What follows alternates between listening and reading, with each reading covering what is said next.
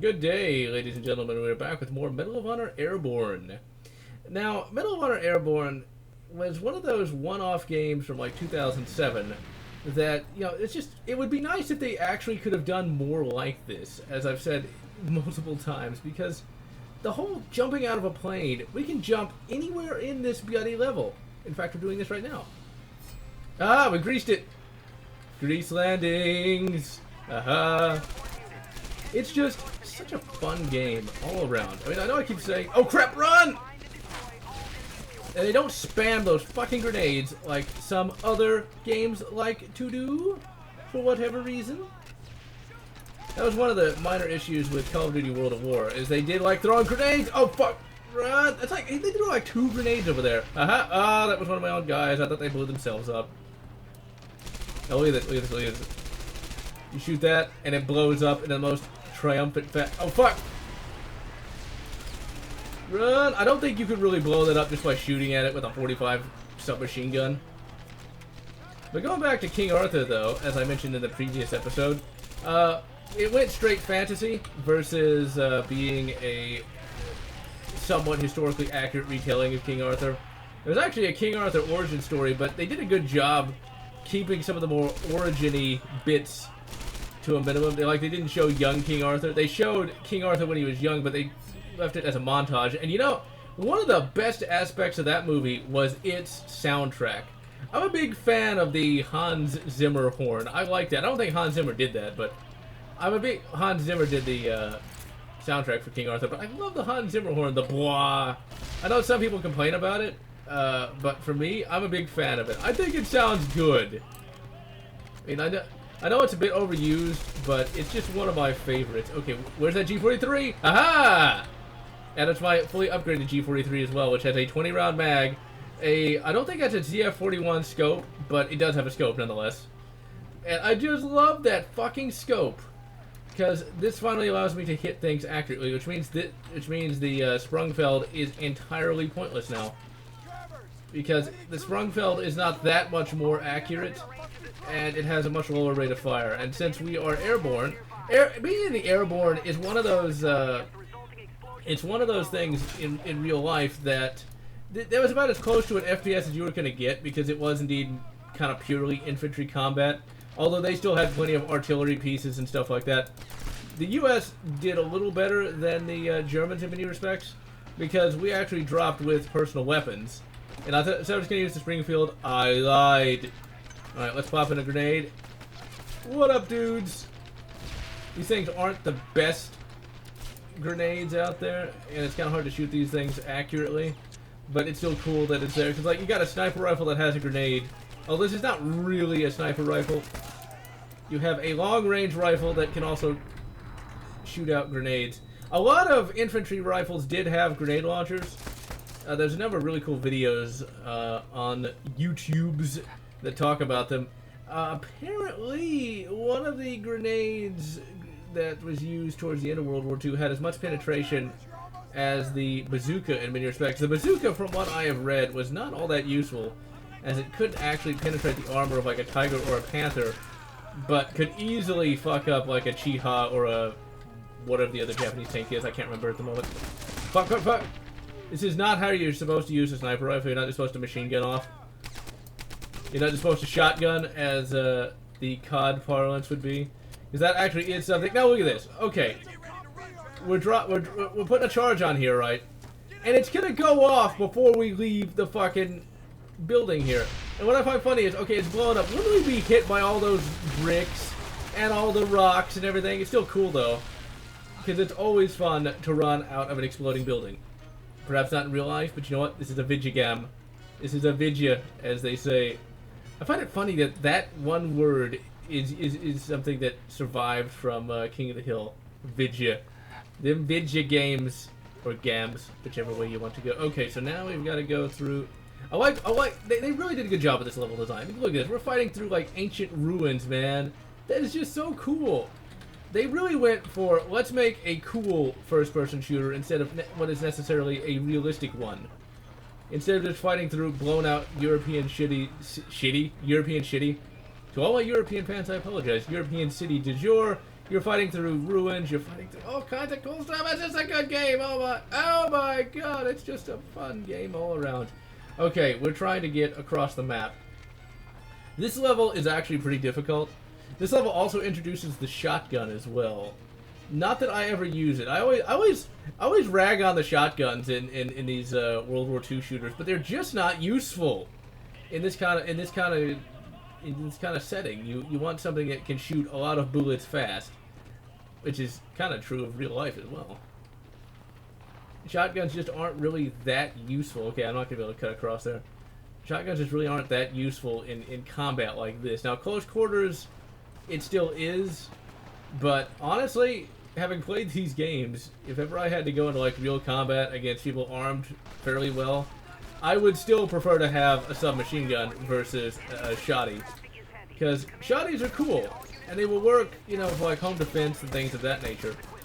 But against people armed with submachine guns and rifles and things of that nature, give me a sub gun. Now, I would love to play a game where you can actually use an MP-18, which is the very first submachine gun introduced in 1980. Well, his AI just... No, his ragdoll just was freaking out. Alright, I will go ahead. I got all this ammo, but I will go ahead and use this for now.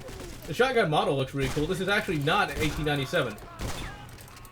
Now, see, like, in an instance like this, okay, the shotty is good.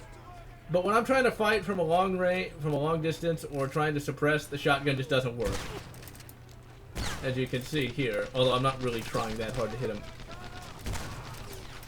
Because really, getting a lot of bullets out is an important thing.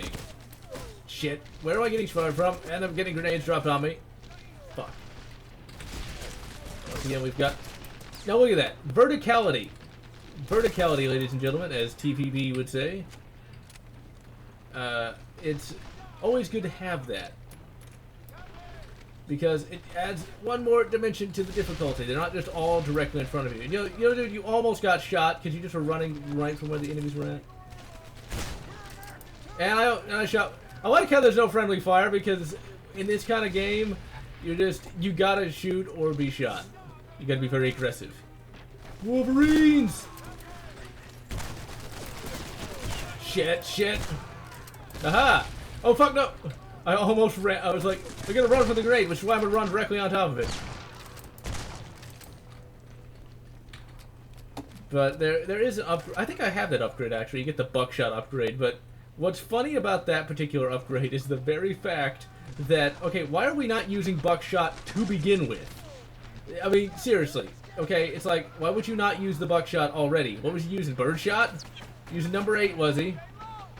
Not that number 8 would be bad, though. You'll see all over the internet, like, oh, don't use number 8, it'll just piss them off. Like, really? If somebody gets shot with number 8 birdshot, they are not going to just keep attacking. I'm sorry, but number 8 is still pretty bad. And I remember, out at the country, shooting birdshot at a cast iron skillet and holding that fucking skillet. Ooh! Level up! What'd we get? Ooh, bayonet. We got a bayonet. Let's see, what's the thing for bayonet? Oh, come on, you're supposed to stab with a bayonet, not slash. But whatever. It's not like we're ever gonna need that, though.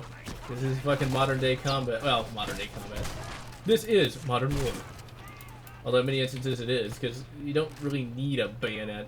Although my SKS still has a bayonet, because it's cool. And we blast that off, and the antenna falls. That is so cool. I mean, just that little detail is awesome. That, like you know, it may not be that realistic, it may not be that important, but when you're a player of games such as myself, it's always cool to see something like that happen. It actually reminds me of Soldier of Fortune 2. There's a mission you can take where like you can blow up like a communications tower or something like that.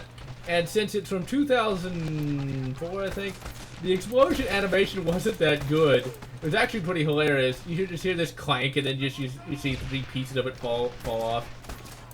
Honestly, it looked kind of hokey even for 2004, but still, it's cool they had it. Soldier of Fortune 2, I need to do a playthrough of that at some point. I already reviewed and played through Soldier of Fortune 1, but I just haven't really gotten to Soldier of Fortune 2 yet. I don't really like Soldier of Fortune 2 quite as much as I do Soldier of Fortune 1, though. it's a good game. It's just I didn't enjoy it nearly as much. One thing that's really hilarious about Soldier of Fortune 2 is you can use the objective individual combat weapon system, which in real life was crap. Now look, I have the choice to not shoot that lock off, but of course I'm going to shoot it off, because why wouldn't I? It's just awesome that you actually have a choice, and you, the player, can actually do that. Oh shit, run! You have to cover! I'm actually doing halfway decent with the shotgun. When I played this by myself, I didn't use it very well. I guess it's thanks to you guys, the fans, watching and enjoying my content that's providing me with a morale boost. Plus 21 morale, right? And it's also... Oh, fuck! Get the cover! I didn't even know it... Oh, and then I ran right on the grenade! Oh. That's the one... Now, that's the one problem with this game, is you can... That's not even a problem. Okay, that's... I'll take that lie back. That's one of the cool things about games with health systems, is you can fuck up and die just in like a couple of seconds. That is cool, because it means you actually have to take care to not fuck up. Now, since we blew up in that gate, we should just be able to bypass that entire ruin segment. It's back! Let's see, hey, can I do that? No, I bet I can't. God damn it, I thought it would stay open, but, well, now we gotta fight through there again. This is one of the more annoying parts of the game, where we have to fight through this multiple times. This is not easy, like, at all. Ooh, he had no head! Now, when we get to Brutal Wolfenstein, I'll mention it, but Brutal Wolfenstein, as brutal as it is, might as well just be called Somewhat Realistic Wolfenstein, because a 12 gauge to the face will ensure that there's no face left. And it depends on the shell, of course. But like if you had like Triple-Aught, which is basically like 6 pellets, 6 32 caliber pellets, yeah, there's not going to be a face anymore. There's actually a story from World War I where an Aussie was using a double barrel, and he was able to take an enemy's head clean off with it, they said. Come on, get him. Yeah, I shot his arm off. Now, I also read that that same Australian had to give up his shotgun because the Germans complained. It's like, really? Come on. It's war. We're blowing people into chunks with artillery shells. You shoot somebody in the head with a shotgun, that's what sets them off? It's just that, now, that's one of the things I'm not sure if I buy, that the Germans really complained about Americans using shotguns. Although it is rather interesting that no country really fielded the shotgun. I mean, perhaps the Germans felt like I do, is that it's just not quite as useful as a submachine gun, but still, I just don't know if they really... I just don't know if they really did complain, because that's... They were the country that introduced the submachine gun, which had greater effectiveness, in my opinion, so I don't know. People and countries are weird. It's like, well, we could blow you up, we could gas you, but man, use that shotgun! That just goes beyond the pale! Come on, get him already! God damn it. Now, during World War II, they actually, and possibly World War I, I'm not sure. Maybe not World War I, just because I think the weather was different, but in the Pacific, where they did issue shotties, they used brass shells, because plastic shells like we know them today didn't exist at that time. Because plastic technology obviously wasn't quite what it is today, or quite what it was, you know, in the 60s. So they used brass shells, which were very expensive, because prior to plastic shells, what they had were paper shells. They're made out of paper, and I think also cardboard as well, although I could be wrong. Oh shit, run! Aha! Okay, I do not see a med kit. There's gotta be a med kit somewhere. No, that's a lantern. Ah, med kit! Give me all the med kits. So it's rather interesting to think that just in the 20th century, cartridge technology changed that much. Although cartridge technology has changed a great deal anyway, just in ways that we wouldn't really know. Because like the actual bullets have changed as well. Because it's really interesting just to see the development of all of that over time. Specifically, bullets and their reliability. Cartridges and their reliability have definitely gone up over the years. Okay, good, that's gone. And that's one of the reasons why there were all those gas ports in those bolt-action rifles, because they'd put too much powder in the cartridges and stuff like that, and that you don't want your gun to blow up. I swear, this thing, it's very hard to aim with this control setup for some reason. It's like, you'd think you'd hit him, but it hits just to the side of him for whatever reason. Okay, let's see, maybe the shot... Well, no, apparently I did hit it. Or somebody got it. Maybe it was the bot. I do not know. Oh, shit, shit! Now, what's also interesting as you study more about cartridge development, the 4440 was one of the most popular cartridges of the 19th century. Now, who's shooting at me and where? I shot my own guy. That didn't work. Oh shit! Run! Fucking grenades. You see why they always? You see why? Shit! You see why troops love them? Okay, let's heal up. Get over the thing. Oh crap! Get cover again. You know what? I'll throw some grenades. God damn it! Not that I never seem to really do any good with these things. And once again, this is why having a health system like this works. Because it makes you have to actually try. Okay, there's no health in there. Okay, where's my G43? Well, that's certainly close quarters. Really, he threw a grenade. I don't know if I would say that was a pretty good if that was a good idea or not, dude. Okay, pop a grenade in there. Got him. Just launch some grenades over there. Look like I actually know what I'm doing. Oh crap! Run! Run, run, run! Oh come on, bullshit! Why did that fucking health pack have to disappear? Okay, I think we're clearing them pretty good.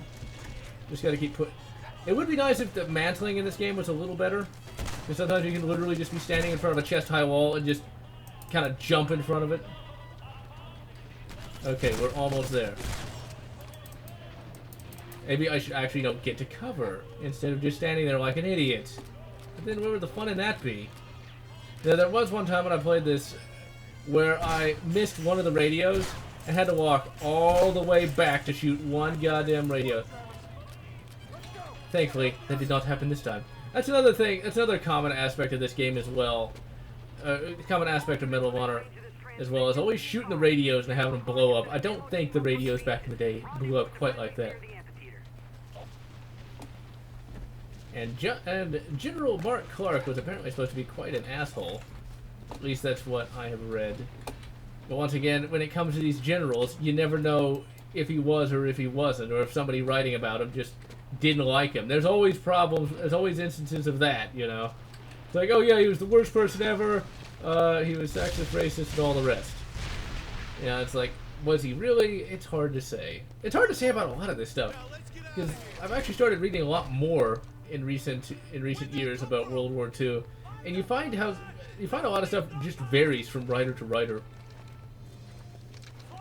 And now I actually know that those are smocks from In-Range TV. Alright, so the best way to handle these guys is there's actually a stairwell we can get to. And that's what we're going to try to run and get to. But you can also just hide under here, you can camp under here and shoot them, but we're actually going to run for that stairwell.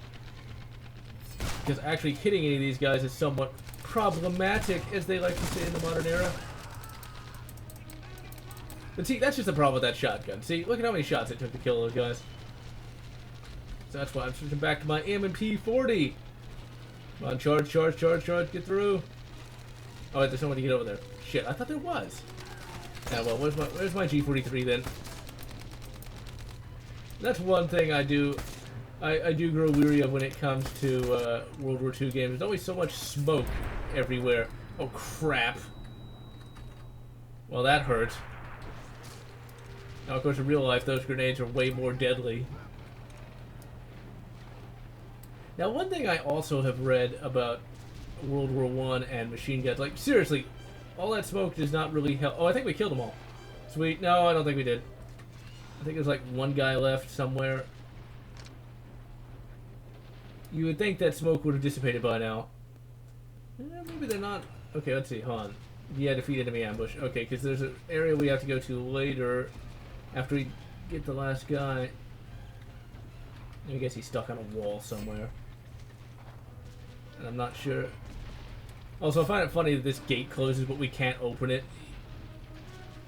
Okay, come on. Where is that asshole? Oi.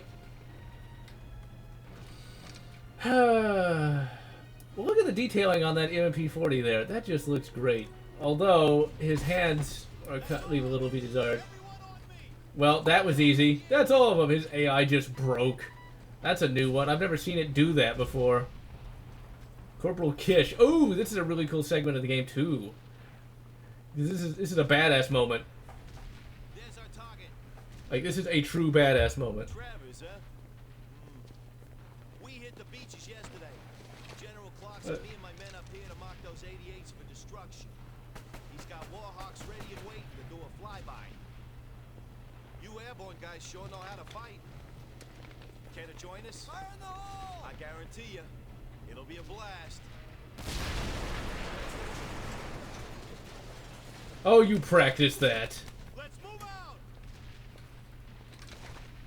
See, that's a good little badass moment. And you know what? It didn't require, you know, a fucking massive 33-string orchestra or a massively scripted segment.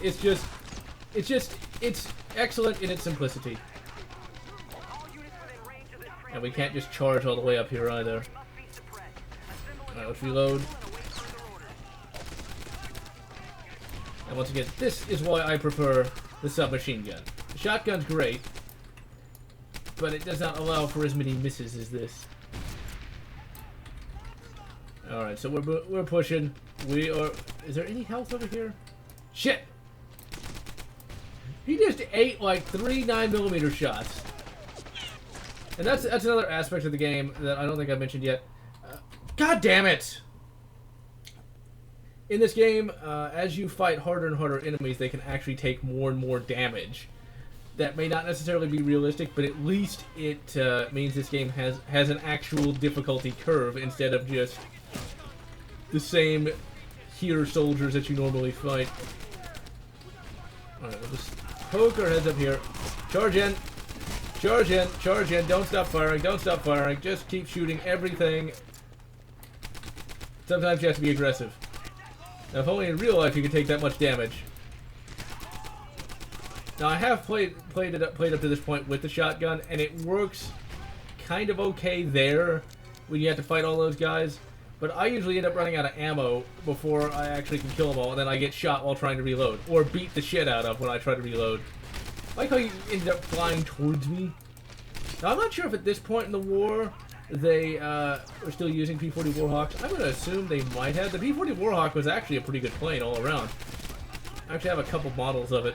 The P-40 Warhawk is most famous for being used by the Flying Tigers, which were the guys in China, actually, fighting against the Japanese. They were supposed to be mercs, but I think they were fully bankrolled by the U.S. Air Force. Honestly, you know, that's one of those instances of... That is one of those really cool stories, because the Japanese were pretty bloody horrible to the Chinese, and people never talk about that anymore because that might be problematic. I mean, why would you want to say that? It was all West. I love how they like to say now it was all Western imperialism, or that the U.S. forced Japan to declare war on America, or forced Pearl Harbor. Because you gotta love that, you know. Now you would never see them say that, like at a World War II memorial or something like that. You wouldn't see that, because that might cause people to complain, but, you know. Although some of those Antifa people, and no, it's not true, they're not true anti-fascists, they actually are fascists in themselves. What's kind of funny, well, funny in a bad way, is some people were handing out Pepsis as sort of like an ironic thing, and Antifa, in their infinite wisdom, decided to throw the Pepsi cans at the cops, because that always works. So yeah, as you can imagine, I'm not a big fan of Antifa, but we need not let that detain us at the moment. Because you know what? You guys can get all of the great political crap elsewhere. We are here to shoot the enemy. We are here to kick ass and chew bubble gum. And I don't have any bubble gum. But look at how long this episode is. Look at how long this level is, you know? If this was Call of Duty, each thing that we did would be its own individual level. And all this is without a loading screen as well. It's just one fucking charge. God damn it. I was trying to charge to get to cover, but oh well. There's no loading screen, like, at all. It's just one continuous level. And the checkpoints are actually pretty fair. Because you see, we didn't go back that far. It's just, why did they not make more games like this? Why did they have to go corridor? Well, I know why they did. And I mentioned it in the Call of Duty World War video, but it's still annoying nonetheless. It's one of the things, why did they have to do it? Well, don't you know? I do, but I still want to complain about it. Because this game, they started development of this game in 2004, at least according to Wikipedia. And it kind of shows, really, just with how much detail the game has, with, you know, all the different elements of the game. It's very easy to see why it took this long to develop. And, you know, when you have a year to develop a game, there's only so much you can do with it. There really is, because it has to be out, it has to be out on time. And so it makes sense that they would have to simplify here and there. Shit, discover. What's that sound effect, though? Because I normally play this with speakers and not on a headset. Shit! God damn it! Fuck! Stab him! Stabby, stabby! God damn. This game is a lot more difficult than you'd think. I love how, but just before he died, he was able to bash me in the fucking skull. Poor Travers here is gonna bloody well get a concussion. Come on, shoot it, hit it. Ugh. Use my rifle and actually hit it, and still miss like every shot. Alright, let's just charge over here. Sneak over there, and boom! I don't know what we were supposed to... I honestly don't know what I was supposed to blow up just now. Probably that. And once again, I absolutely love the music for this particular game. Because this is classic Medal of Honor greatness. Oh, signal fires. I totally meant to do that. Okay, I think there's like... Oh yeah, there is one more thing we got to go blow up. Now, talking about music, as of this recording, I actually got an alert on my phone. There's a place that actually has live music that I've gone to on occasion, not often though, that apparently Sabaton is going to go play at. But it's like on a Thursday, and I think it's like next week, so I'm probably not going to get to see it. But I'm a big fan of Sabaton, or Sabaton, or however you pronounce their name. I think it is Sabaton. At least that's how they were pronouncing it in one of their live shows. It's like Sabaton, Sabaton. I'll assume that's how they pronounce it. But they're a very good band all around. Like their power metal is quite good. I think probably one of my favorite songs for them is Primo Victoria. Just it has one of the best lyrics. And I'm not going to sing it for you because I can't sing. Or better yet, maybe I can sing, but I'm just too self-conscious. We'll go with that. Come on, charge over here. Grab the health. And as you can see, we're not just inundated with health packs either. Now, you can shoot enemies and they will drop health, just like classic Medal of Honor did. Alright, and boom! I think we finished the level. Yep, there we go. Oh man, that's some... The FMVs aren't that great. But there's the Warhawks dropping a bomb. Now, I'm not sure what they're blowing up here. I guess the AA guns, but why couldn't I blow them up? At least they didn't wipe out the statue, which is good. But those were some cool looking P-40 Warhawks. I'm not sure if those were the ones that would have been used in 1943, but it's still awesome to see the fucking Flying Tigers insignia. Alright, I am GeneralLotz, and I'm going to wish you good. The Flying